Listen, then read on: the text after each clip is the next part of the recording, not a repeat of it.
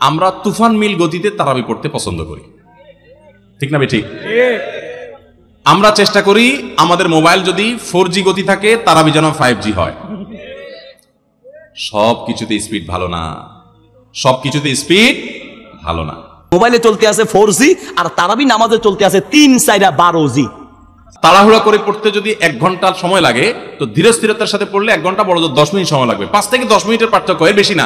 5-10 মিনিটের জন্য আপনার পুরো 1 ঘন্টা তারাবিটা আপনি বরবাদ হয়ে যেতে পারে। যদি অতিরিক্ত তাড়াহুড়া হয়, অস্পষ্ট থাকে, তাহলে তারাবি পড়ার কোনো মানেই থাকতে পারে না। এই জন্য তারাবিতে তাড়াহুড়া করবেন না, ধীরে স্থিরতার সাথে পড়বেন। এবার দর্শকদের পাঠানো প্রশ্ন, অনেক ইমাম তারা খুব দ্রুত কোরআন পাঠ করেন তারাবির নামাজের সময়, তার মানে কিয়ামুল লাইল।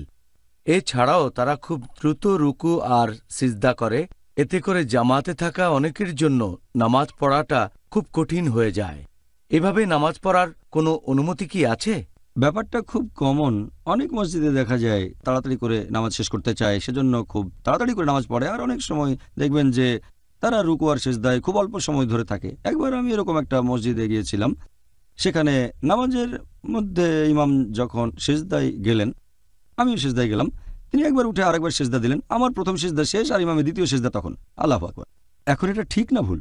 এটা উল্লেখ আছে সহিহ বুখারীতে, খণ্ড নম্বর 1, বুক অব সালাহ, হাদিস নম্বর 757।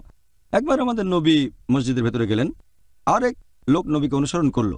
তারপর নামাজ পড়া শেষ হলে সেই লোক নবীকে সালাম দিল, আসসালামু আলাইকুম। নবী তাকে উত্তর দিয়ে তারপর বললেন, তুমি আবার নামাজ পড়ো, কারণ তুমি নামাজ পড়োনি। সেই লোক আবার নামাজ পড়ে নবীর কাছে ফিরে আসলো। নবী তখন বললেন, তুমি আবার নামাজ পড়ো, তুমি নামাজ পড়োনি।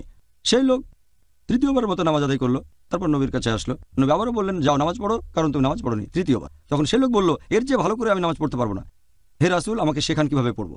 তখন নবী তাকে বললেন যে তুমি তাকবীর দেওয়ার পরে দাঁড়ানো অবস্থায় বিভিন্ন সূরা পড়বে পবিত্র কোরআন থেকে, যেগুলো অন্তর থেকে জানো, কোরআনের যে সূরাগুলো তুমি জানো সেগুলো পড়বে।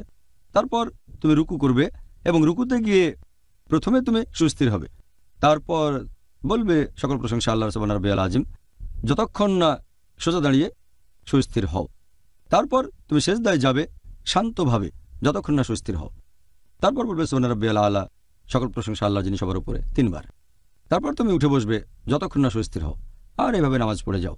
তার মানে এই পজিশনগুলো, রুকু, তারপর সিজদা, তারপর রুকু থেকে যখন উঠবেন আর 2 সিজদার মাঝখানে আপনি থাকবেন সুস্থির হয়ে। তাড়াতাড়ি করে ওঠা বসা করতে পারবেন না। যদি এমন করেন, ধরে নেওয়া হবে আপনার নামাজ কবুল হয়নি, যেন আপনি নামাজই পড়েননি। তাহলে যদি তাড়াতাড়ি করে তারাবির নামাজ পড়েন, রুকু সিজদা বা খুব তাড়াতাড়ি, ধরে নেওয়া হবে আপনি নামাজ পড়েননি। তবে সবচেয়ে ভালো যদি ধীরে ধীরে পড়েন, শান্তভাবে।